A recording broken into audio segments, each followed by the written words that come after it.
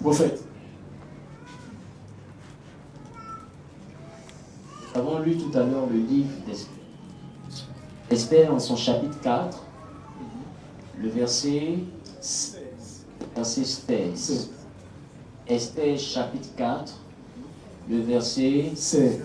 Le verset 16. Esther chapitre 4, le verset 16. Et depuis jeudi, j'ai eu à introduire un message sur l'importance de la prière et du jeûne dans la vie du chrétien. Voyez, vous allez comprendre qu'être chrétien, c'est être en alliance avec Dieu. Alléluia. Amen. Être chrétien, c'est être en alliance avec Dieu. Et il n'y a pas d'alliance sans communion. Il n'y a pas d'alliance sans communion. Et il n'y a pas de communion sans échange. Sans dialogue. Amen. Amen. Et le gage de notre vie chrétienne, la garantie de ta vie chrétienne, c'est notre alliance. C'est ton alliance. Et cette alliance-là, se traduit par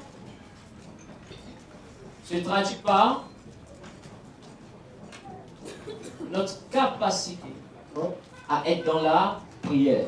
Dans la prière.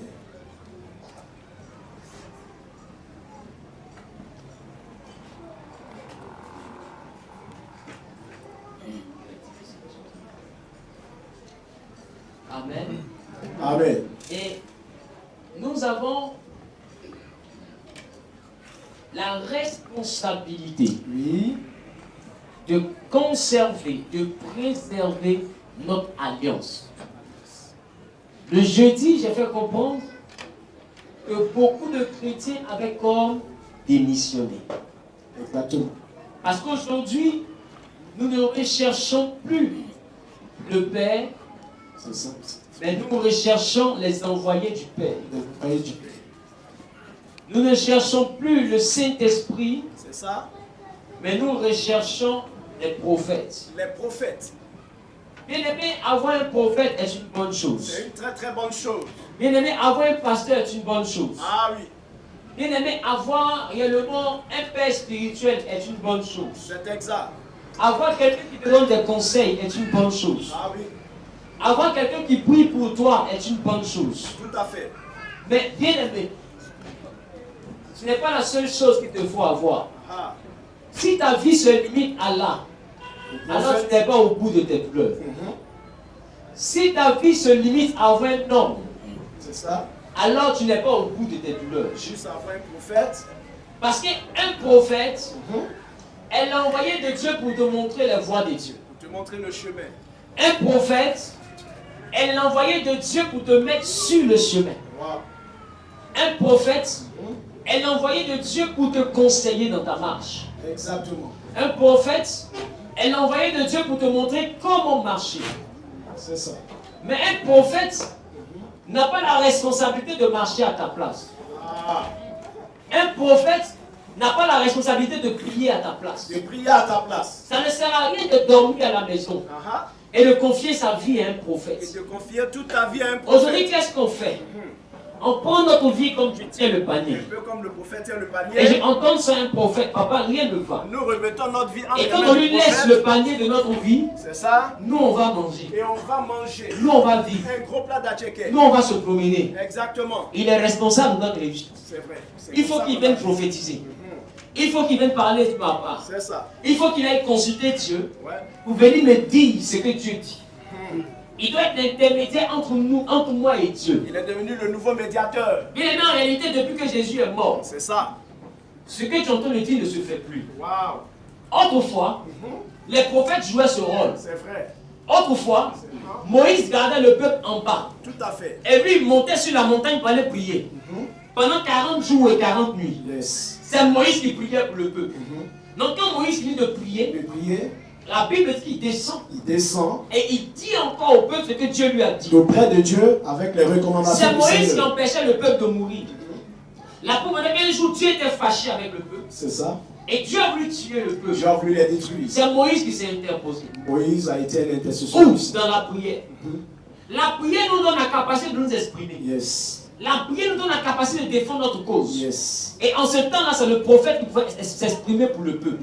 En ce temps-là, c'est le prophète qui négociait pour le peuple. C'est ça. En ce temps-là, c'est le prophète qui parlait pour le peuple. L'ancienne alliance. Mais bien aimé, Oui. à cette époque-là, c'est l'homme qui allait vers Dieu. Wow. C'est l'homme qui allait vers Dieu. Effectivement. Alors un prophète était demandé. Parce que tout le peuple n'était pas digne. C'est ça. Car la Bible dit que tous ont péché. Tous ont Et péché. tous sont privés de la gloire de Dieu. Privé de la gloire de Dieu. Alors à cette époque-là, à cause du péché, C'est ça. Dieu se choisissait un médiateur. Un médiateur. Dieu se choisissait un sacrificateur. Yes. Il se choisissait un souverain Un sacrificateur. souverain sacrificateur. Quelqu'un qui avait accès à sa présence. Yes. Alors après le temps de Moïse, la Bible dit que le tabernacle sera instauré. Le tabernacle a Et quand été le instauré. tabernacle est instauré, Yes. il y a les sacrificateurs qui étaient là. Et parmi les sacrificateurs, Sacrificateur. il y avait aussi le souverain Le sacrificateur. souverain. Comme le chef des prêtres. Le principal des sacrificateurs. Ah, Marie, tu veux dire la comme le chef des prêtres. Yes. Alors la Bible me dit que le chef des prêtres, Yes. lui, il avait accès au lieu très saint. Lui, il entrait dans la présence même de Le Dieu. lieu très saint, c'est l'endroit où l'arche de l'alliance était posée. Wow. Il avait accès à la face de Dieu. Dans la face de Il avait accès à la plénitude de la présence de à la Dieu. plénitude de la Alors que présence. le tabernacle était recouvert de la nuée, la Bible dit que Dieu descendait dans le lieu très saint. Et celui qui avait accès à ce lieu-là, Celui-là. il s'appelait le souverain Le sacrificateur. souverain sacrificateur. Il était seul, reconnu par son vêtement. C'est ça. Et les autres sacrificateurs aussi, eux, ils avaient accès au lieu saint. Au lieu saint. Mais le peuple avait accès au parvis. Au parvis. Ça veut dire que si on était dans cette époque, C'est ça. à cause de que là où je suis est le lieu saint, Ici est le lieu saint. alors je suis le seul à rester là. Tout à fait. C'est moi qui parle C'est ça. à Dieu directement. Tout à fait. Les sacrificateurs qui sont comme le staff pastoral, Yes. eux, ils ont peut-être accès au lieu saint. Au lieu saint. Et le lieu saint est le symbole de cette salle. C'est ça. D'accord? Mais le peuple avait accès au parvis. Au parvis. Le parvis est le symbole de la ruelle qu'il y a dehors. C'est ça. Donc avant, nous n'avons pas accès à cette présence de Dieu. C'est ça. La Bible me dit qu'après l'étape des sacrificateurs et des prophètes, Yes. Dieu va envoyer son fils. Et quand il va envoyer son fils, parce que il a constaté qu'il y avait inimité entre lui et le peuple. Entre lui et le peuple. Donc, il avait toujours besoin d'un intermédiaire. D'un intermédiaire. D'un Dieu ne médiateur. voulant plus d'intermédiaire, il a cherché à trouver une solution. Une solution. Pourquoi? Explique-nous, prophète. Parce que l'accès de Dieu était dangereux. Wow. Tout le monde n'avait pas accès à Dieu parce que l'accès à Dieu était dangereux. Explique-nous, La prophète. preuve en est que le souverain sacrificateur lui-même pouvait mourir dans le lieu très saint. Dans le lieu très Alors la Bible dit que puisque s'il meurt là-bas, C'est ça. quelqu'un ne peut pas aller le chercher. Personne ne peut Parce que aller le celui qui va le chercher. chercher va mourir aussi. Ah. Il faut être dans certaines dispositions de pureté, de sainteté pour aller Pour là-bas. aller dans le Si lieu tu n'es très pas saint. pur, tu n'es pas saint, tu vas là-bas, tu vas te frapper de mort. C'est ça. Alors qu'est-ce qu'on faisait au souverain sacrificateur? La Bible dit qu'on lui a attaché une chaîne au pied. Et la chaîne pendait jusqu'à dehors. Wow. Et lui, il va négocier là-bas.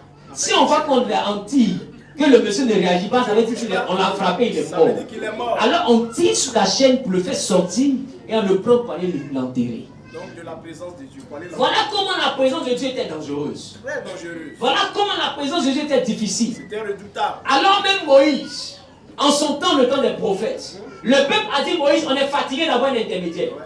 Toujours tu dis Dieu t'a parlé, tu descends, tu viens, tu nous expliques. Qu'est-ce qui prouve que tu nous mens pas? C'est ça. Nous-mêmes, c'est notre Dieu aussi. Nous sommes aussi les enfants d'Abraham. Tout à fait. On va aller et puis Dieu va nous parler comme il te parle. Dieu va nous parler, nous tous. Moïse, il n'y a pas de problème. Il n'y a pas de souci. Il allait dire à Dieu, Seigneur, le peuple se plaint. Ah, Il veut que tu leur parles ah. directement. Puisqu'il veut que tu leur parles face à face. Dieu dit, moi, c'est ce que je cherche à longtemps. C'est ça que je cherche à régler depuis Genèse. Ah. Comment faire pour parler à mes enfants directement? C'est ça. Donc s'ils sentent qu'ils sont prêts à ce que je leur parle directement, Ah. je viendrai leur parler directement. Il y a pas de parole. Alors dis au peuple de se purifier pendant 3 jours, 3 jours. qu'ils lavent leurs vêtements, C'est ça. que personne ne parte avec sa femme, Avec sa femme. pendant 3 jours et 3 nuits. C'est ça. Quand ils seront purs, après les 3 jours, Après les je vais 3 descendre, je vais parler à tout le Je monde. vais parler à tout le monde. Ils entendront ma voix. Alors qu'ils ont dit cela, la Bible déclare qu'il y avait de la joie dans le peuple. Ah. Tout le monde était content parce qu'ils savaient que dans 3 jours, ils vont entendre Dieu. Dans 3 jours, ils vont le rencontrer. On a vu un peuple qui était content parce que dans 3 jours, il allait être en contact direct avec son Sauveur. Alors la Bible dit qu'ils ont lavé leurs vêtements. Ils se sont purifiés. D'autres même qui étaient en position dangereuse se sont privés de leurs femmes. C'était dur, mais il fallait tenir. C'était compliqué, mais il fallait tenir. Des femmes qui étaient dans des positions difficiles ont dû lutter pour que les 3 jours passent. Parce qu'on devait rencontrer Dieu. À quoi tu penses que c'est? Donc, vous allez comprendre avec moi que quand les 3 jours sont arrivés, avec des vêtements propres, ils sont arrivés au niveau de la montagne. Et le peuple était au pied de la montagne. La Bible dit que quand Dieu est descendu, ils ont commencé à entendre le bruit d'une grande trompette. La terre a commencé à trembler. Le vent a commencé à souffler. Moïse était concentré dans la présence de Dieu. Mais pendant que le peuple était en train de mourir derrière, les gens mouraient. Alors ils ont commencé à crier à Moïse. Moïse! Moïse! Moïse! Dis à Dieu de se taire. C'est pas la peine qu'il nous parle ce matin. Va toi seul. Va seul. Il va te dire, tu vas venir nous dire. Parce que sa bouche est compliquée. Ah, Dieu n'avait même pas encore ouvert sa bouche. C'était juste la louange qui précède sa parole. Il y avait les trompettes. La trompette, c'est un instrument de musique. Non, ça vous dit qu'il y avait une horde angélique qui prenait le temps de faire de la louange parce que Dieu siège dans la louange. Donc avant que sa parole arrive, sa parole naît de la louange. Alors la louange angélique seulement a commencé à tuer les hommes. Ils ont commencé à comprendre. C'est une louange qui dégage une énergie que seule la sainteté, la justification peut te faire tenir. Alors, puisqu'ils n'étaient pas encore saints, ils étaient juste lavés, mais pas propres.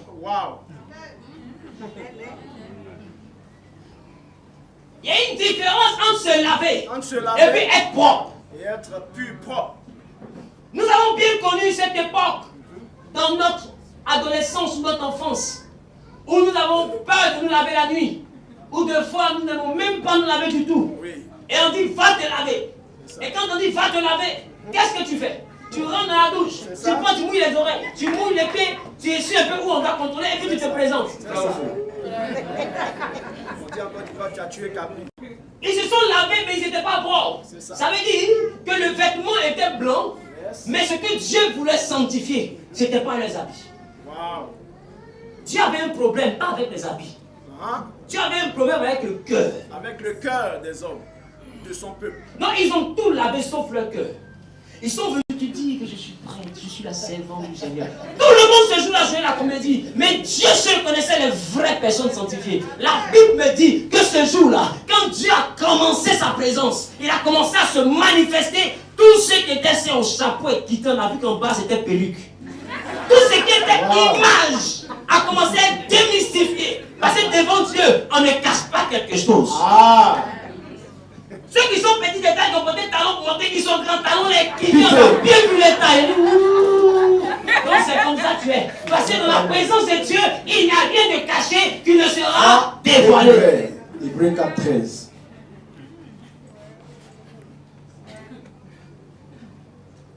Alors je comprends que Dieu n'avait pas menti à Moïse. Quand il leur disait, purifiez-vous pendant 3 jours. Exactement. Parce que plus tard, les mêmes 3 jours ont suffi quand le Seigneur Jésus est arrivé. 3 jours pour eux, ils ont échoué. Lui, en 3 jours, qu'est-ce qu'il a fait? Il n'a pas tué son vêtement, mais il a laissé son cœur mourir à la croix de Golgotha. Et le 3e jour qu'il est revenu, c'était plus un cœur humain, mais c'était la divinité incarnée. Et la Bible dit qu'à cause de lui, le voile qui tombe s'est déchiré. Et là, nous n'avons plus besoin d'intermédiaire. Nous partons directement dans la présence de Dieu. Dans le lieu saint des saints. Nous n'avons plus besoin d'un intermédiaire. N'abandonne pas ta vie à un pasteur. N'abandonne pas ta vie à un bishop ou un archibishop, même s'il crache du feu. Ne lui abandonne pas ta vie. Il n'y a plus d'intermédiaire. Dieu veut avoir accès à toi. Si tu ne sais pas comment faire, alors vois un pasteur pour qu'il te montre comment faire. Mais ne démissionne pas pour dire au pasteur, fais pour moi. Fais pour moi. Écoutons bien ce que le prophète dit. Il veut que nous Il n'a grandissions. rien à faire pour toi. C'est ça. Il a seulement qu'à te montrer le chemin. Comme un parent. Lui, il doit te montrer comment faire. Il doit te montrer qu'est-ce qui te manque et tu n'arrives pas à faire. C'est ça. Il ne doit pas te dire, viens, je vais faire pour moi et suis-moi, tant que tu es là, je vais faire pour toi. Et puis je suis ton repère. Il n'est pas mort à la croix pour toi. Amen. Amen. Le seul qui est mort, qui en 3 jours a pu non seulement se justifier, C'est ça. mais aussi justifier toute l'humanité. C'est ça. Il s'appelle Jésus-Christ Jésus de Nazareth. de Nazareth. Bien-aimé, c'est le seul en qui tu peux avoir confiance. Le seul. Sinon, même moi, Zawi, j'ai des faiblesses. J'ai des défauts. Tu as confiance en moi, tu t'en de Dieu. Le prophète a dit qu'il ennuie. Je suis ennuyé. Très ennuyé. Toi, tu n'oublies pas, hein. Tu m'insultes. Non. Tu m'étais ennuyé. Non, Tu m'as insulté. non, Mais tu m'as rappelé. voilà, c'est juste un rappel. Ah, tu m'as rappelé, Néju. Donc, vous allez comprendre avec moi que aucun homme n'est parfait. Tout à fait. Alors, pour être dans la vérité, il faut être dans l'intimité. Waouh. Pour être dans la vérité, Pour la vérité, il faut être proche. il faut être dans l'intimité. Tant que tu regardes quelqu'un de loin, tu peux penser qu'il est saint. Ouais. Mais quand tu rentres dans son intimité, tu vois que c'est aussi un homme. Ça, c'est vrai. Il a aussi des faiblesses. Voilà comment vous êtes retrouvés de face choquée dans certaines églises. Oui. Parce que de loin, vous avez divinisé l'homme de Dieu. Vous Vous l'avez idolâtré. C'est vrai. Vous l'avez vu dans une dimension de perfection. Vous l'avez beaucoup Mais vu. plus vous vous êtes rapproché de lui, C'est ça. vous avez vu son humanité. Et c'est ça qui nous a scandalisés. Ça, c'est vrai. Parce que vous vous attendiez à voir derrière Dieu lui-même. C'est ça. Un homme sans défaut. Aucun homme n'est l'égal de Dieu. Aucun. Donc, si tu marches avec un homme de Dieu, ne sois pas choqué quand on te dise qu'il a des imperfections. Ne sois pas choqué quand on te dise qu'il a des défauts. Tout à fait. Ne sois pas choqué quand on te dise qu'il a fait une erreur. C'est un homme. C'est un homme. Amen. Alors ne lui abandonne pas ta vie. C'est vrai. Abandonne ta vie à Jésus. Ah, Seigneur. Un père spirituel, c'est une bonne chose. Tout à fait. Mais une vie de prière, c'est la meilleure chose. C'est la meilleure des choses. Samuel a entendu Dieu. Ce que son père spirituel a fait, Le petit Samuel. quand il c'était était de lui petit, dire, mon fils, c'est Dieu qui te parle. C'est ça. Et lui, le sacrificateur. Mais il n'a pas dit à Samuel, couche-toi, Dieu va me parler pour toi. C'est ça. Bien aimé, celui qui entend Dieu est la même nature que toi. Ah, Amen. La seule différence, C'est ça. c'est là où tu as démissionné. C'est dans la prière. Seigneur. Tu as laissé la prière au profit de la recherche des miraculeux. D'un prophète. De quelqu'un que Dieu utilise. Tout à fait. Et tu as abandonné Dieu lui-même. C'est vrai. Et tu cherches celui qui peut te guérir. Parce que tu te dis que si je le croise, Je que le lui crois. parle, tu seras guéri. Si tu viens avec cette mentalité, il parlera 35 jours C'est ça. sur 33. Tu ne seras pas guéri. Amen. Ah. Amen. Parce qu'il n'en a ni la capacité, ni le pouvoir. Ni le pouvoir. Il reçoit tout de Dieu. Il reçoit tout de Dieu. Et si Dieu sent que c'est en lui qu'est posé ton espoir, C'est ça. c'est dans cet homme-là que ton espoir est, Ah. Dieu ne va jamais te Tu récompenser. es perdu Pourquoi? sans espoir. Parce que Dieu ne partage pas sa gloire. Amen. Avec un homme. Amen. Dieu ne partage pas sa gloire. C'est ça. Dieu sait que si l'homme là t'a guéri, tu diras, j'avais dit, si je croisais Zaï, mon problème était fini. Tu l'as croisé? C'est ça. Il s'est guéri. Il t'avait dit, va voir Zaï. Va voir. Le prophète Zaï. Tu dis, va le voir. Non, pourquoi laisser pour faire là? Des fois que je suis assis à la maison, il m'appelle. Zaï, qui est ici, Zaï? Et devant moi, voyez, papa. Voyez, papa. Voyez, papa. Et tout est. Oh, il est de chez Zaï, là. Il y a tout ça l'hypocrisie du chrétien. C'est vrai. Regarde. Va le voir. Si tu vas le voir, devant moi, il a fait lever les paralytiques. Lui là, c'est pas n'importe qui. Hein. C'est ça, c'est vrai. Il est qui? J'ai dit que tu parles, il est qui? Il a juste 61 kilos. C'est ça. La seule différence, Oui. c'est que lui s'est tissé une intimité avec Dieu que toi tu refuses d'avoir. Il se consacre. Bien aimé, Jésus dit, je suis plus proche de vous que votre propre vêtement. Wow. Mais comment ça se fait que pour le trouver, tu payes transport? Oh, il est plus proche que ton vêtement. Oh, tu te déplaces avec ton vêtement. Mais pour le trouver, tu payes le transport. Le prophète n'a pas dit de ne plus venir à l'église, s'il te plaît. Ça veut dire qu'en réalité, tu crois plus en la présence de Dieu dans la vie de quelqu'un que dans ta propre vie. Waouh.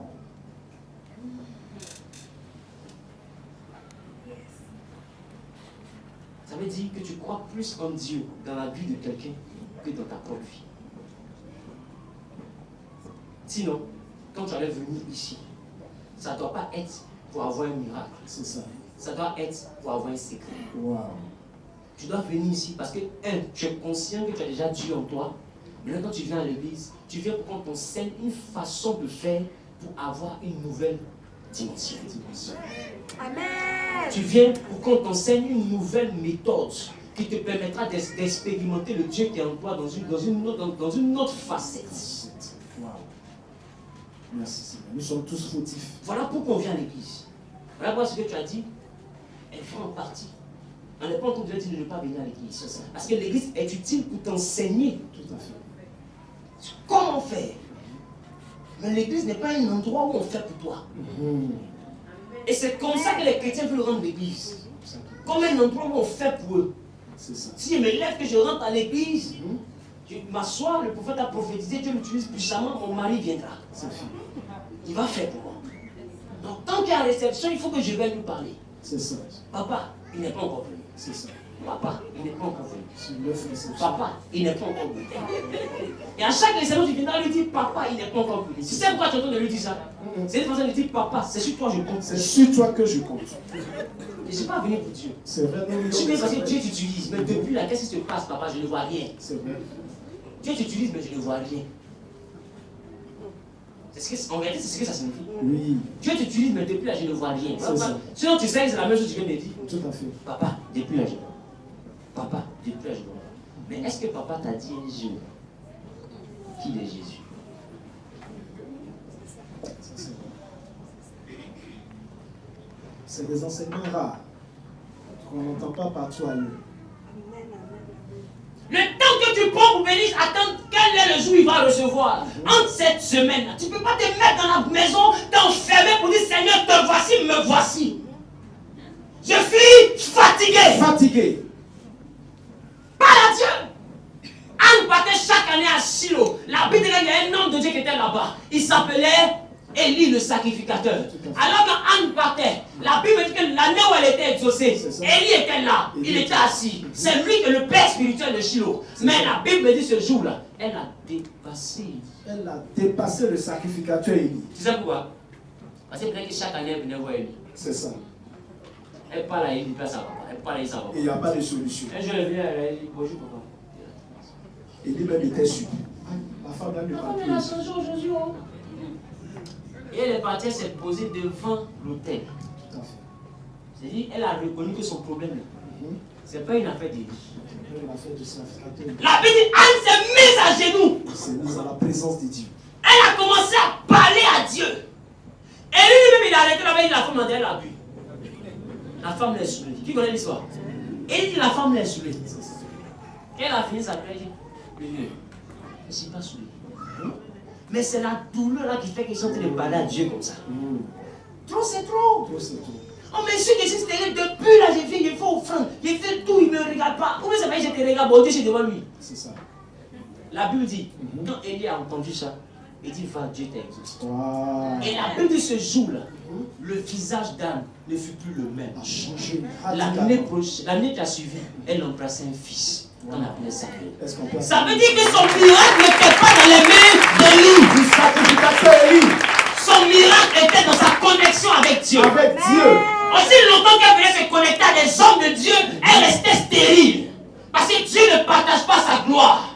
Avoir un homme de Dieu, c'est une bonne chose. Une Mais bonne chose. bâtis-toi une intimité avec Dieu. Avec Dieu. Recherche le Saint-Esprit. Esprit.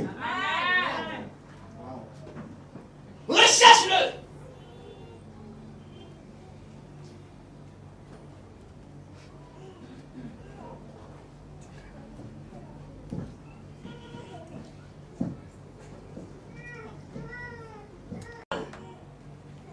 Parce qu'aujourd'hui, un endroit où on cherche la magie porte le nom d'église. Hélas. Parce Parce que ce que les chrétiens recherchent, ce n'est plus Dieu. C'est ça. C'est des familles abracadabrantes qui vont changer leur vie du jour au lendemain. C'est ça. Ce qu'on recherche, c'est plus Dieu.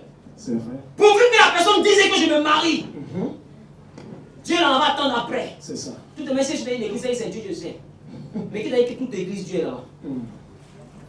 Ça, c'est vrai. Qui t'a dit que Dieu est derrière toute révélation? Qui t'a dit qu'il est l'auteur de toute prophétie? Ah. Qui t'a dit que Dieu est l'auteur de tout miracle? Ah. Donc si tu vas regarder toutes ces choses-là, tu dis j'ai trouvé Dieu, tu es perdu. Sans espoir. Parce que Dieu n'est pas le seul qui fait les miracles.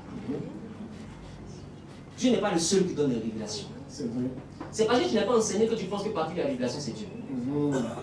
Dieu n'est pas le seul. Écoutons très bien. Le diable même dans la révélation est plus spectaculaire que Dieu. Parce que Dieu, quand il fait les choses, C'est ça. il ne fait pas les choses pour te plaire. Est-ce qu'Isaïe a dit? Isaïe dit qu'il n'avait rien pour nous plaire. Il n'avait rien pour nous. Parce que Dieu ne fait pas les choses pour te plaire. C'est ça. Dieu n'a rien à te prouver. Il est déjà Il Dieu. est Dieu. Si tu ne comprends pas ça, c'est ton problème. C'est- S'il veut te prouver quelque chose, il va te dire regarde la mer. C'est ça. C'est pas prophétie. Si tu veux te prouver quelque chose, C'est ça. il va te dire regarde le ciel. Regarde le soleil. C'est pas prophétie. C'est ça. Si tu veux te prouver quelque chose, il va te dire regarde toi-même. Toi-même, C'est regarde-toi. pas prophétie.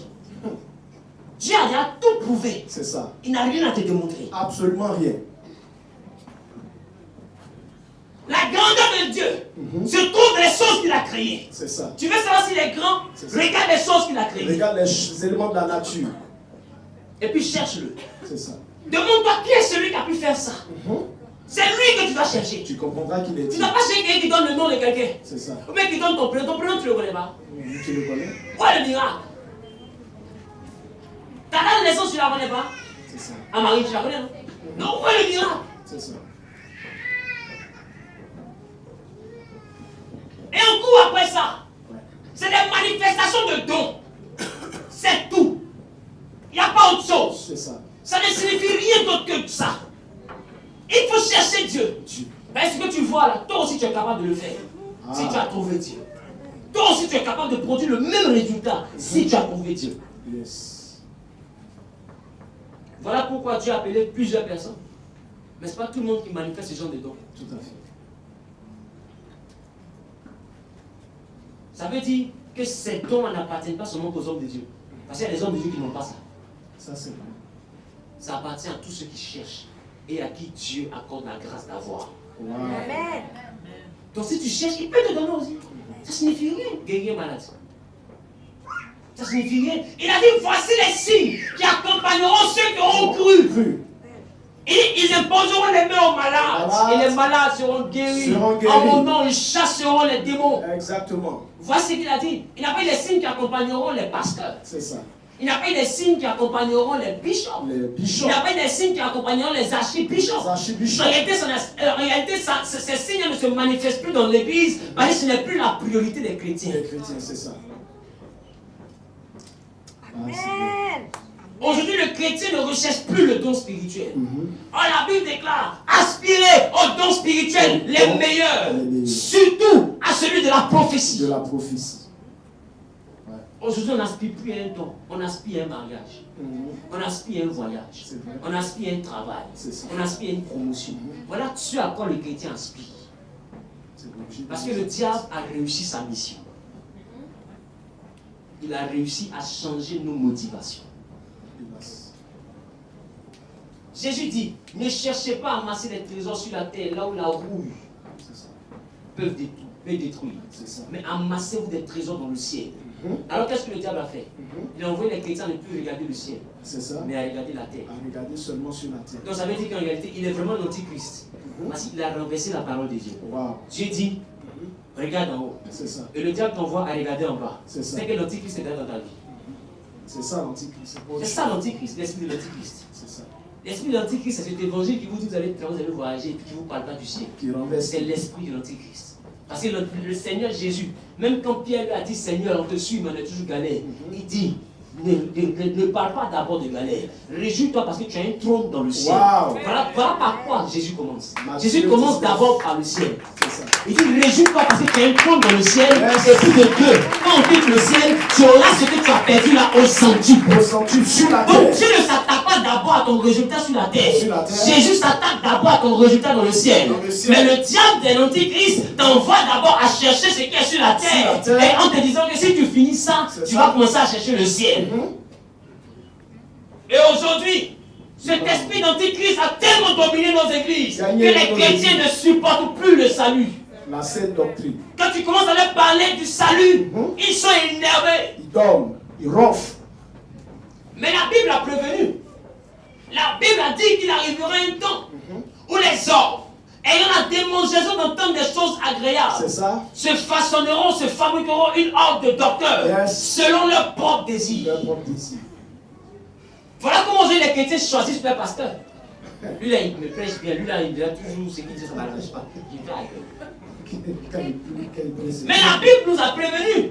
La Bible a dit qu'il y a un temps où les chrétiens qui se disent enfants de Dieu vont crier les pasteurs parce qu'ils ont la démangeaison d'entendre des choses agréables. C'est ça. Quand il reste dans une église, quand lui papa dit mariage qu'il veut, Non, le pasteur n'est pas bon. je croyais que son émission se fait qu'il était bien, mais franchement. Il n'est même pas bon. Commission divine, c'est quoi? Sapez-moi ça! C'est un faux pasteur, je suis parti dans l'énergie.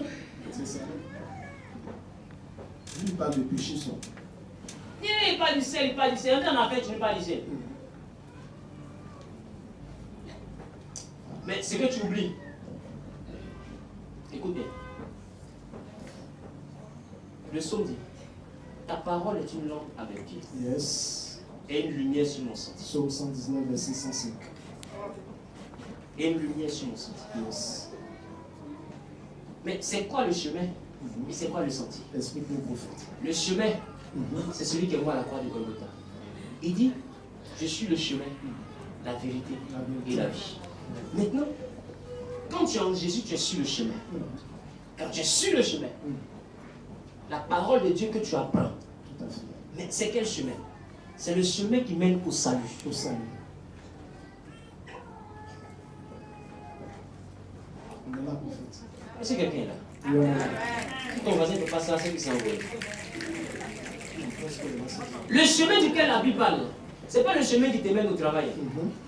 Ce n'est pas le chemin qui te mène à une banque où il y a un gros compte en banque qui est pourri, ce n'est pas ce chemin. Ce n'est pas le chemin qui t'envoie à voir plusieurs taxis, ce n'est pas ce chemin. Ce n'est pas le chemin qui t'envoie à construire une maison au village, ce n'est pas ce chemin. C'est ça. Le chemin duquel la Bible parle, c'est le chemin qui t'envoie au ciel. Au salut. Au ciel. Jésus dit, il est ce chemin. Je suis le chemin. Quand tu prends ce chemin, Oui. maintenant en étant sur ce chemin, Yes. il faut avoir la parole. Quelqu'un va me dire, avoir le chemin, être sur le chemin, c'est avoir la parole. Non. Non. Jésus dit, écoutez, quiconque croit en moi, Quiconque croit en moi, même s'il meurt, même s'il meurt, vivra. vivra. N'est-ce pas? C'est le chemin de la vie éternelle. Tout à fait. Croire en Jésus, ça ne veut pas dire connaître la parole de Jésus. C'est ça. Croire en Jésus, ça veut dire reconnaître qu'il est le Seigneur et le Sauveur. Croire en Jésus, ça veut dire reconnaître la valeur de son sacrifice De son pour toi. sacrifice. Croire en Jésus, c'est croire que si tu l'acceptes, tu seras sauvé. Croire en Jésus, c'est accepter que le Fils de Dieu venu mourir pour que nous tous nous soyons sauvés et pour la rémission des péchés. Wow. Voilà ce que c'est que croire en Jésus. Croire en Jésus. Il voilà dit, ce que c'est. si jamais tu crois comme ça, tu seras sauvé. Sauvé. Donc, une fois que tu crois qu'il est venu pour ton salut, tu es déjà sur le chemin. Wow. Maintenant, beaucoup marchent sur le chemin C'est ça. sans savoir où ils vont. Parce que le chemin n'est pas éclairé. Alors, il dit, une fois que tu es sur le chemin, c'est sa parole qui éclaire le chemin. Wow. Wow. Voilà pourquoi Jésus dit, si vous êtes dans ma parole, Parole. et si ma parole est en vous, demandez au Père tout ce que vous voulez, et cela vous sera accordé. Ça veut dire que, tu es en train de marcher pour aller vers le salut, C'est ça. et sur le chemin, là, Le chemin tu t'armes de la de parole. la parole de Dieu. Et cette parole, C'est ça. c'est avec elle que tu pries. C'est ça. Ça veut dire que celui qui ne connaît pas la La parole parole, ne sait pas prier. son chemin n'est pas éclairé. Non.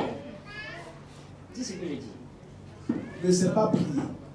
Parce qu'il dit, si vous êtes dans ma parole, et ma parole est en vous, demandez au Père. Yes. C'est quoi demander au Père? C'est prier. C'est prier, c'est vrai. Donc ça veut dire que si tu n'es pas dans la parole, et la parole n'est pas en toi, tu n'es pas apte à demander. Tu ne sais même pas prier. Ça veut dire que tu ne sais pas prier. Parce que de toute évidence, je vous envoie comprendre une chose. La prière, ce n'est pas dire à Dieu ce qu'on veut. Wow. Donc la prière, c'est pas parler n'importe comment. La prière, c'est pas dire à Dieu ce qu'on veut. Dis-moi bien, je veux que tout le monde entende ça un jour. La prière, c'est pas dire à Dieu ce qu'on veut. C'est ça. La prière, c'est dire le côté de la parole de Dieu qui concerne ce qu'on veut. Wow. Donc dis exactement ce que parce que Dieu ne veille pas sur ta parole pour l'accomplir. Dieu veille sur sa parole pour l'accomplir. Oui. Donc il faut être capable, quand tu pries, de lui dire le côté de sa parole qui l'engage vis-à-vis de ce que tu cherches. Waouh. Ça s'acclame. Parce que la Bible dit que Dieu n'est pas un homme pour mentir. Ce que sa bouche a dit, sa main s'engage à l'accomplir. Ça veut dire qu'il faut prendre Dieu au mot. C'est ça la prière. Prier en réalité, c'est prendre Dieu au mot. Seigneur, tu as dit. Voilà pourquoi Jésus te dit que pour contraindre Dieu à t'exaucer, tu dois être dans la parole. Et la parole doit être en toi. Parce que si tu es dans la parole qu'elle est en toi, tu la connais. Et si tu la connais, tu sais ce que Dieu a dit. Et si tu sais Dieu a dit, tu sais quel côté de la parole tu dois toucher pour qu'il te touche. Amen. Donc ce n'est pas une multiplication de verbes, de mots. Ce n'est pas une multiplication de mots.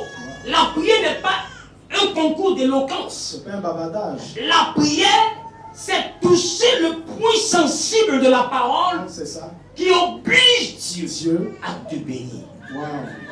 Donc dis la parole qui est rattachée à ton besoin. Sinon ta parole, excuse-moi, Dieu n'en a rien à faire. La Bible dit, pour te prouver qu'il n'en a rien à faire, je vais t'expliquer ça bibliquement. Explique-nous. La Bible dit, avant que tu ne prononces une parole dans la prière, Dieu sait ce que tu veux lui dire. Dieu connaît entièrement ce que tu veux dire. Donc si on va sur cette base, ça veut dire que prière est inutile. Parce que si je dois parler de tout ce que j'ai dit, ça va pas la langue que je parle. Une personne sensée, c'est normal. Ça c'est vrai. Ta femme, c'est quand tu la regardes, tu dis on voit de l'eau. Quand tu la regardes, tu as bien dit on voit de l'eau. Non, elle sait déjà. Donc ça veut dire qu'en réalité, la Bible dit que allons sur cette base, prier n'est pas nécessaire. Mais en même temps, 1 Thessaloniciens 5:17 nous dit prier sans cesse. Prier sans cesse. Mais prier sans cesse. Et prier n'est pas nécessaire. Comme ça on se contredit. Non, la Bible ne se contredit pas. Les deux versets se rejoignent. Ça veut dire qu'en réalité, Dieu sait ce que tu veux lui dire. C'est ça. Mais il n'a pas besoin de ce que tu veux lui dire. Il a besoin de ce qu'il a dit. Qui va rejoindre ce que tu dis. C'est ça. Pour que lui soit concerné par ce que tu dis.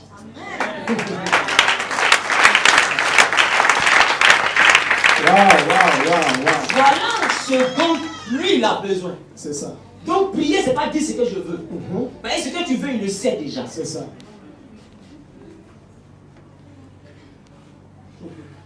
Si quelqu'un ne comprend. Donc tant que tu pries avec ce que tu veux, tu pries mal. Voilà pourquoi je ne crois pas un chrétien qui ne prie pas et je ne crois pas un chrétien qui ne connaît pas la Bible. Je crois pas en toi. Parce qu'il ne va pas t'écouter. Tu ne pries pas parce que tu fais pitié. Je vous ai dit que plusieurs personnes font plus pitié que vous. Quand tu as été transport au Béni, ton transport, il y a des gens qui cherchent ça pour moi. Hier, ils sont cherchés dans voiture. Quand il y a un gros plat de foutu qui t'attend et tu souffres. Ta souffrance est chic. Ta cellule est climatisée vraiment. Souffrance luxueuse. Une souffrance où tu es en train de plier, ceux qui sont en train de préparer quelque part. Et tu sais très bien qu'après ça, tu vas le prendre avec un bon Coca-Cola bien glacé en souffrant. Et tu vas prendre le Coca-Cola, tu vas le boire. Ça, c'est la souffrance. Ah, tu souffres bien. Tu souffres bien. Non, tu souffres pas. Arrête de coller un mot qui va tirer quelque chose sur toi. Ne te dis plus jamais que tu souffres. Ta vie a peut-être encore un besoin qui n'est pas encore satisfait. Tu as juste des besoins, mon frère. Sinon, tu ne souffres pas. Si tu l'appelles à dire Seigneur, je souffre, il va te faire connaître ce que c'est que la souffrance. Pour que tu puisses redéfinir la souffrance. Là, toi, tu vas dire Seigneur, où j'étais avant, j'étais mieux. Mon Coca-Cola, et tu vas commencer à avoir le souvenir du Coca-Cola et du gros rot que tu avais fait un jour. Tu vas dire, on dirait que là-bas c'était le paradis. Je pensais que je souffrais, mais maintenant j'ai touché la souffrance. C'est longtemps souffrant, j'ai entendu parler de toi. Mais aujourd'hui, on est calme. Je sais ce que c'est la souffrance. Donc je vous assure, dans toute cette église, il n'y a pas quelqu'un qui souffre.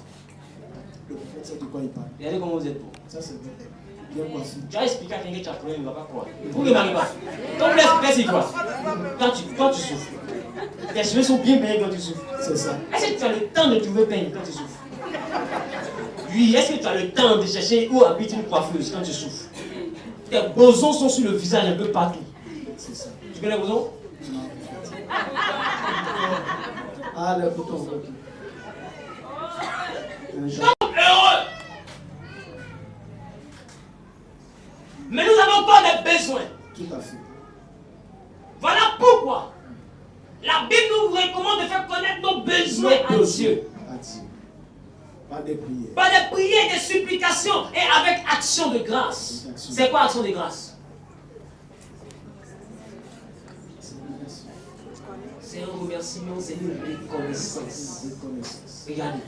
Ça veut dire que dans ta prière, il ne faut jamais oublier l'action de grâce. Il n'a pas dit vos problèmes, il dit vos besoins. Vos besoins. Parce que nous avons des besoins. C'est ça. Peut-être qu'il y a un besoin que tu n'as pas encore eu, mais ne dis plus jamais quand tu quittes ici. Je souffre. Je souffre. Sinon, c'est une autre façon de prier. Pour que Dieu te fasse connaître C'est ça. la souffrance. La vraie souffrance. Et quand tu vas la toucher du doigt, C'est ça.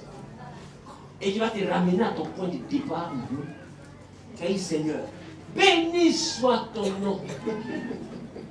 Pour une galère au moins où je mange et puis je rote. C'est ça. La Bible dit vous mangerez, Vous mangerez. vous serez rassasiés. Rassasiés. Et vous louerez le nom de l'Éternel, votre Dieu, C'est ça. qui accomplit au milieu de vous de grands prodiges. Des grands prodiges. Ça veut dire que le fait même de manger et peut-être rassasié, C'est ça. cela te pousse à louer Dieu. Ça, c'est vrai. Ça, c'est vrai. Mais d'autres sont assis devant le foutu que Dieu lui a donné. L'énorme foutu. Ils mangent le diable que Dieu lui a donné. C'est ça. Et pendant que Tu as bien garni. le gratter encore dans leur bouche. Le peuple lui dit au Dieu, il murmure avec la nourriture de Dieu dans leur bouche. Et Dieu me demande, Dieu il m'a oublié. Attends, arrête ici. Il m'a oublié, tu vois. Dieu t'a oublié quand ta bouche est remplie comme ça, il t'a oublié quand tu oublies bien.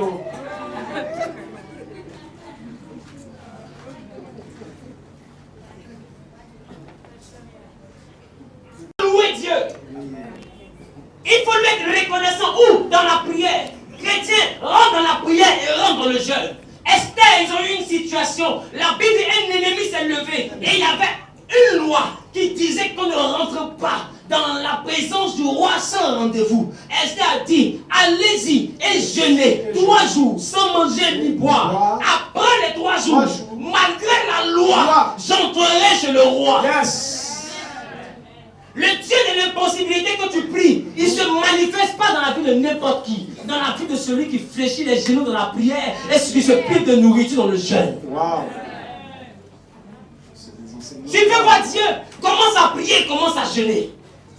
Aujourd'hui, les chrétiens ne prient plus, ils murmurent. Ils ne jeûnent plus, ils déjeûnent.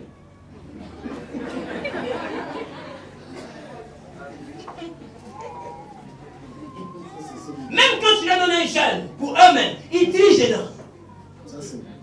Fais du prophète, j'ai tout fait. Parce qu'ils tiennent à ce que ce soit toi le menteur. Prophète, j'ai tout fait. Oh, il est conscient qu'il a coupé à 15 heures. Au vu de 17 ans, 18 ans. Et il a fait le jeûne.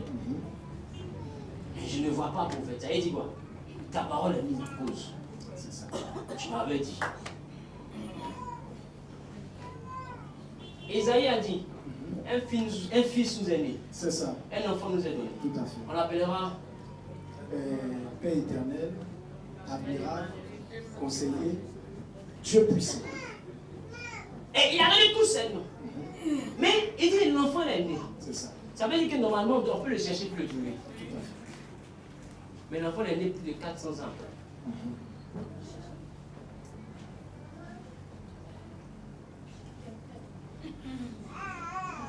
Quand on dit un enfant nous est né, ça veut dire.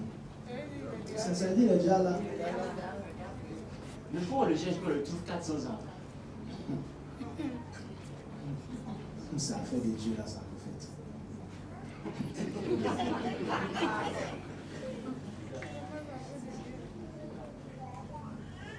Non, c'est pas la vie de Dieu. Il y a deux choses. Chaque prophétie est rattachée à un temps. La prophétie a 3 temps particuliers. C'est comme mon message de Dieu l'enseignant. D'accord. 3 temps particuliers. Il y a le temps de l'annonce. Il y a le temps de la préparation. Il y a le temps de l'exaucement. C'est-à-dire la matérialisation de la chose. La matérialisation de la prophétie. Une fois que la prophétie est annoncée, majoritairement, elle débute dans le sens proposé. Par l'effet contraire. Wow. Ça veut dire que si Dieu est en train de te promettre une gloire, Un désert sans pareil sujet. il y a un désert que tu as traversé. Mais Dieu ne te parle pas du désert. C'est ce que j'ai remarqué. Il te parle de la gloire. Pourquoi prophète? Dieu a montré à Joseph que ses frères se prosternaient devant lui. Devant vous. C'est vrai. Quand Joseph s'est réveillé, normalement, qui doit être arrêté puis qui doit être en bas? C'est Joseph. Il doit être arrêté, ses frères doivent être en bas. C'est ça. Mais quand Joseph se réveille, il se retrouve dans un puits où ses frères sont arrêtés. Et c'est lui qui est en bas. Regardez l'image. Dieu dit tu seras en haut. Et puis Dieu l'en va plus bas d'abord. Il le regarde. Quand tu es dans un puits, tu regardes de haut. Bien sûr. Il le regarde. Il est tout bas. Après, on le fait sortir. C'est ça. Il va en tant qu'esclave. C'est-à-dire qu'il n'a même pas atteint le niveau de ses frères, mais ses frères sont libres. Et il est éprouvé, éprouvé, éprouvé. De l'âge de 17 ans à l'âge de 30 ans. Et à 30 ans, il est premier ministre. Et c'est là qu'il rencontre ses frères. 13 ans. Et quand ses frères le rencontrent, la Bible me fait comprendre qu'ils sont en face du premier ministre. Il lui parle avec révérence. Avec respect. Ça veut dire que lui, il les regarde de haut. Waouh. Et c'est eux qui se courent. Ah, monsieur le ministre, nous, en fait, notre papa est au bout là-bas, on est en train de mourir de faim, on est venu pour payer du pain. Puis lui, il les regarde. Qui est en haut? C'est Jésus. Qui est bas? Ce sont ses frères. Qu'est-ce que Dieu avait dit? Qu'il allait être en haut et que ses frères allaient être en bas. Mais comment ça a commencé? Lui, il était en bas et ses frères étaient en haut. Ça a commencé avec l'impression que Dieu a donnée à ses frères qu'ils étaient les seigneurs de Joseph. Ce jour-là, chacun décidait s'il va vivre ou s'il va mourir. Et c'est lui-même qui dit non, laissez-le vivre. On va le tuer. Comme s'ils avaient le pouvoir. Oh, ils n'ont pas de pouvoir. Regardez comment Dieu fait. Quand Dieu te promet une gloire dans une famille, Dieu te laisse à la merci de la famille. Et chacun parle de toi comme il veut. Chacun te critique. Ils ont l'impression que ta vie dépend d'eux. Comme s'ils ont un pouvoir. Oh, ils n'ont pas de pouvoir. Wow. Alors, Hérode a dit à Jésus, il dit, ne sais-tu pas que j'ai le pouvoir de te faire tuer et le pouvoir de te libérer? Il dit, tu n'as aucun pouvoir, si ce n'est celui que mon Père t'a donné. Yes. Donc, il y a un niveau de la prophétie où tes ennemis pensent qu'ils maîtrisent ta vie. Ah, c'était une prophétie. La prophétie était que Jésus devait venir un jour comparaître devant Hérode. Et Hérode pense qu'il a le pouvoir. Non, tu n'as pas le pouvoir. Non, Ça a été annoncé. C'est pourquoi je suis ici. Tout à fait. C'est un processus, ce n'est pas un pouvoir. Je suis dans un processus, je vais à la droite du Père. C'est ça. Toi, tu restes en bas ici. Moi, bientôt, je vais te regarder de haut. Quelqu'un me comprend? Amen. Et beaucoup de chrétiens acceptent les prophéties, mais n'acceptent pas la préparation de la prophétie. Oh, je vais vous expliquer une chose. Si vous voulez quitter l'église, vous avez bien ça. Comment vous expliquez quelque chose que vous ne devez pas vous quitter? Mais laisse le fond avant de baptême, s'il te plaît. Donc,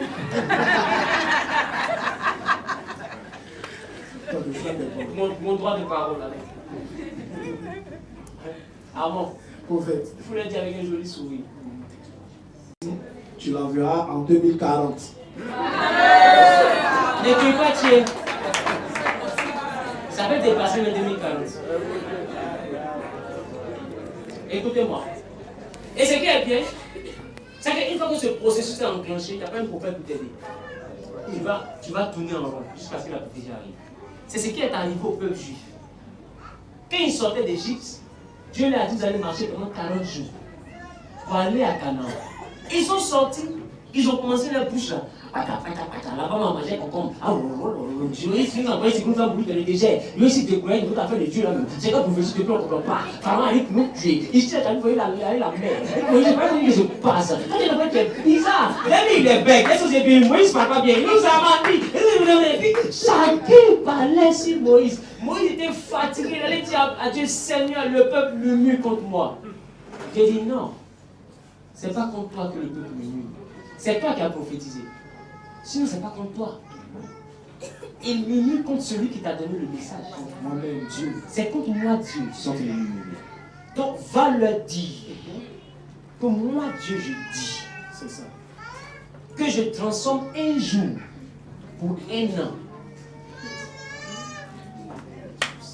Maintenant, comme il murmure, il va changer ça, il vient voir. C'est ça qu'on appelle la souveraineté de Dieu. De fois, quand on murmure, on oblige Dieu à rentrer dans sa souveraineté. Et il rentre dans sa souveraineté, c'est comme s'il a mis sur toi un cachet. Même marabout ne peut t'aider. Tu vas attendre le temps que lui il a dit là. Pour que tu comprennes qu'il n'est pas un homme, il n'est pas ton ami de classe. Il est Dieu. Wow. Il dit à Moïse, comme il bavarde, je vais lui montrer mon côté Dieu là. Et il a collé ça sur eux comme ça. Oh. Et la deuxième chose, il dit, la génération qui est sortie d'Égypte, ce n'est pas elle qui rentrera à Canaan. Va le dire. Et la vie de Moïse est venu dire au peuple. D'autres peut-être ont pris ça à la légère.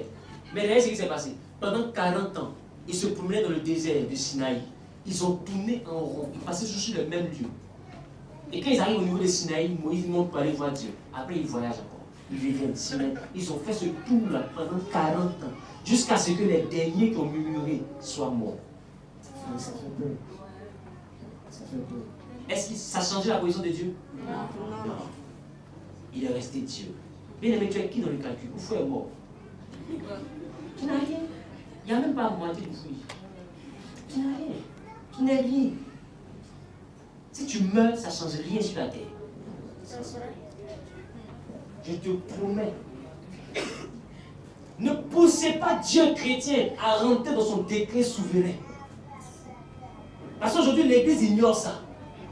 C'est vrai que c'est les chrétiens qui murmurent maintenant. C'est eux qui se plaignent. Tu as dit que j'allais me bénir. C'est à lui qui parle. Dis amour. Tes bavardages peuvent pousser ta prophétie. Et puis personne ne peut changer. C'est public. Et puis plus loin, même Moïse lui-même a déconné. Il est resté dehors aussi. Il a pleuré peut-être toutes les larmes de son corps. Mais il n'est pas rentré à Canaan. Il est resté dehors. Voyez, dans le décret souverain de Dieu, même les pasteurs ne sont pas épargnés.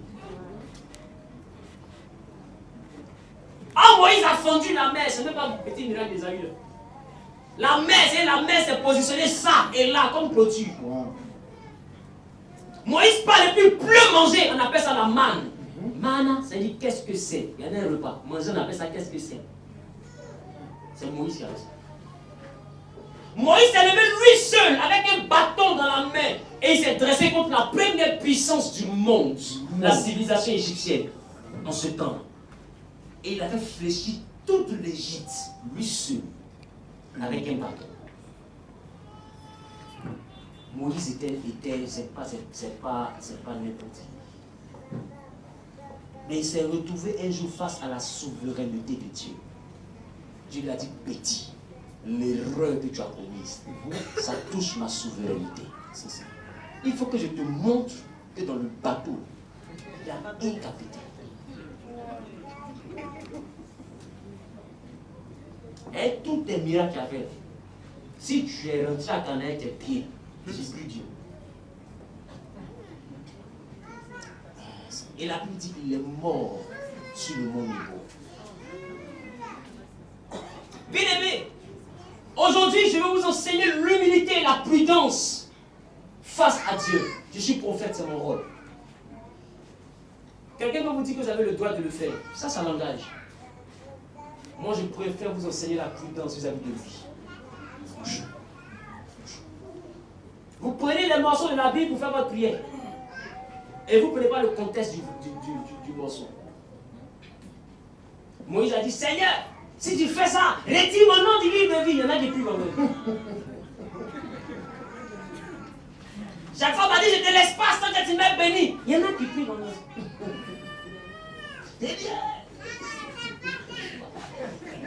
C'est dans ta mâchoire, il va ouvrir cacato que tu m'as. Tu es qui? Tu connais Jacob? Tu sais qui est Jacob? Ne sortez pas le texte de son contexte. Et quand vous parlez avec Dieu, ne lui imposez rien. C'est lui le roi. Avec Dieu, ça se négocie toujours. C'est des négociations. Anne a compris que son point était compliqué. Elle est rentrée en négociation. Elle dit, Seigneur, j'ai un ventre. Tu n'as pas de prophète. Si tu me donnes un moyen pour devenir ton prophète. Wow. Et je sais que Dieu est assis sur son trône, et puis la regarde, elle est en train de négocier avec lui. Wow. Elle est en train de dire, Seigneur, depuis je paye dîme, je paye offrande. Moi, est-ce que vous faites? J'ai fait son prophétique, j'ai tout fait. Regardez quoi? C'est arrivé à sa vie qu'il a donné là. On compte tous ces 30 francs. Attendez quoi avec ça change de quelqu'un? 100 000 là, mais 1 million. Ça change de quelqu'un. Les bouteilles jettent ça chaque samedi. Quand tu as commencé à dire que Dieu oublie. Même quand il finit de jeter, le Dieu n'est pas obligé de jeter le nom après. Quand on ne se sent pas redevable, c'est pas Dieu qui a senti redevable. Quand même, s'il a donné quoi pour que tu penses que tu mérites de te plaindre. Il te dit, vis bien, dis mal. Il te dit, attends, tu murmures. Il te dit, prie et prie pas. Lis la Bible, il faut voir la Bible. Et puis, ça te déplaît encore. Et voilà pourquoi l'église ne fait que s'appauvrir, parce que beaucoup ne savent pas que sans le vouloir, ils se frottent à la souveraineté de Dieu. Par ignorance, ils se frottent à la souveraineté de Dieu. Et voilà une chose qui n'est plus prêchée dans nos assemblées. La souveraineté de Dieu. Beaucoup de moins apprennent aux enfants de Dieu à prier avec de l'imprudence. Il y a des prières qui sont imprudentes. Ne prie jamais comme pour obliger Dieu. À moins d'être sûr de ton alliance avec lui. C'est ça qu'il dit comme Moïse, si tu n'as pas fait, enlève ton nom. Il va te dire, toi, mais qui t'a dit que ton nom est dit? Quelque chose qui existe.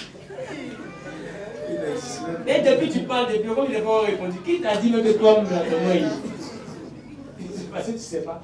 Il n'y a même pas ton nom, même si quand il faut mettre bouillon, ça n'existe pas ici. Je n'ai même pas que tu dois arriver ici un jour. Agissons avec humilité. Cherchons Dieu dans la prière. Il y avait une loi qui dominait. Mais Esther a dit, après le jeûne et la prière, malgré la loi, je rentrerai chez le roi. Chez le roi. Elle est partie et elle n'est pas morte. Yes.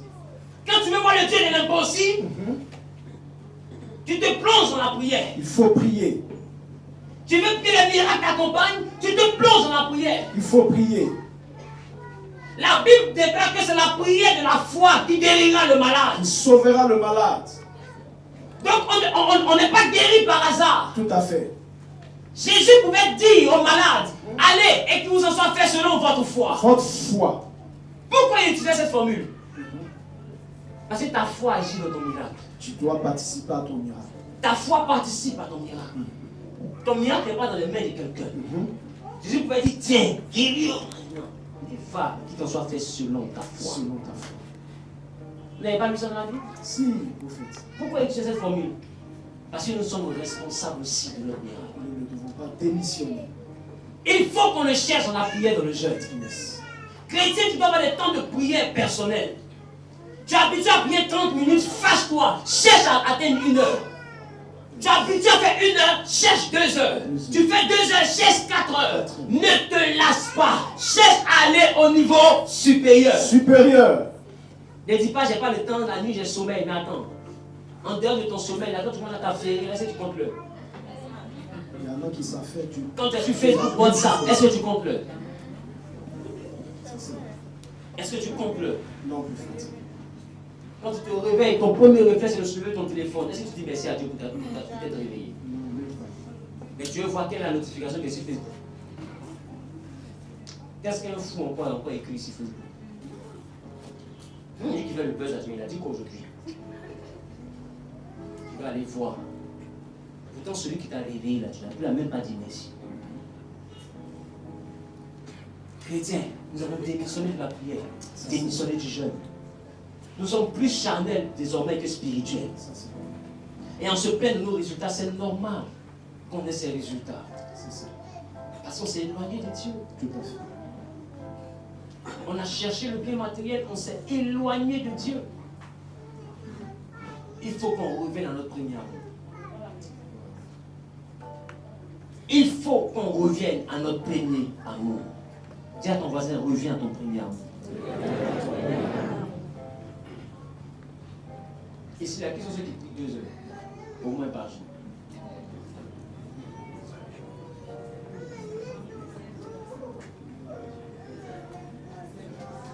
Paul dit, il dit, je rends gloire à Dieu de ce que je parle en langue sur vous tous. Or, normalement, ça ne se dit pas. Tout à fait. Il devait agir modestie.